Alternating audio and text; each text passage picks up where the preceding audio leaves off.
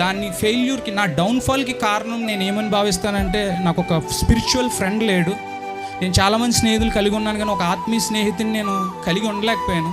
చాలా చోట్ల చూశాను, వెతికాను, కానీ నాకు ఎప్పుడు ఇది మా నాన్న గుర్తొస్తుంటాడు ప్రతి పరిస్థితి అప్పుడు. ఎందుకంటే చెప్తుంటాడు ఎప్పటికప్పుడు నేను ఏమేమి తప్పులు చేస్తాను, ఎక్కడ తొందరపడతాను. క్రైస్తవ జీవితంలో కష్టాలు అనేవి కామన్. చిత్తానికి వ్యతిరేకంగా వెళ్ళి శిక్షణ తెచ్చుకోలేను. ఇప్పుడు వరకు పడిన శిక్షలు నాకు చాలు, నాకు ఓపిక లేదు, నేను పరిగెట్టలేను. నేను దేవునితో ఎప్పుడు పట్టుకునిలేను, కానీ దేవుడు ఎప్పుడూ నన్ను పట్టుకునే ఉన్నాడు. దేవుడు ప్రతిదీ నేను కోరుకున్నది నా జీవితంలో అనుగ్రహించాడు. ఆయన ప్రేమ తప్ప ఈ లోకంలో మనల్ని ఆదరణ కలిగించేది ఏదీ లేదని నేను తెలుసుకున్నాను. నేను ఈ క్షణమే చనిపోయి ఆయన మహిమలో నేను తిరిగి జన్మించాలనుకుంటున్నాను.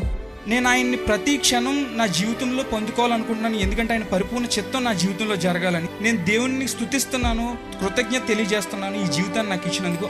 ఆయన దయలోకి నాకు సరైన మార్గం చూపించినందుకు నాన్న నీకు కృతజ్ఞతలు తెలియజేస్తున్నాను. నేను చాలా సిగ్గుపడుతున్నాను, ఎలా నేను వెర్రి తప్పులు లేక తెలిసి పాపాలు నేను ఎలా చేశానని నేను చాలా సిగ్గుపడుతున్నాను అని చెప్పి, ఏదేమైనా కానీ నేను నిర్ణయించుకున్నాను, నా చివరి ఊపిరి వరకు నేను ఆయన్ని విడిచిపెట్టను, నేను వెనక్కి తిరిగి చూడను.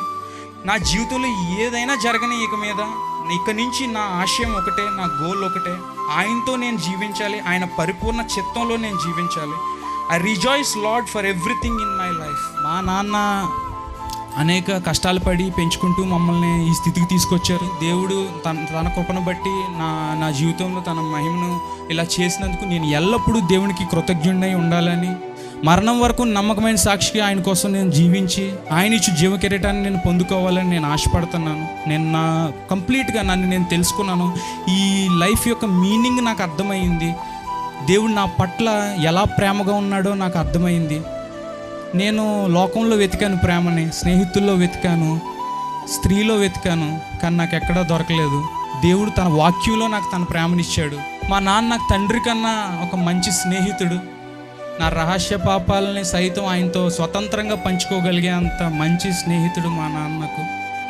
నాన్న చాలా థ్యాంక్ యూ.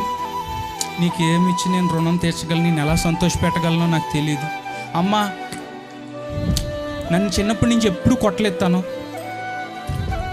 అది నిజంగా చాలా రాంగ్. కొట్టాలమ్మా, కొట్టకపోతే ఇలా నేను అనేక బయట దెబ్బలు తినాల్సి వస్తుంది. కొడితే అవి తగ్గుతాయి కొంచెం.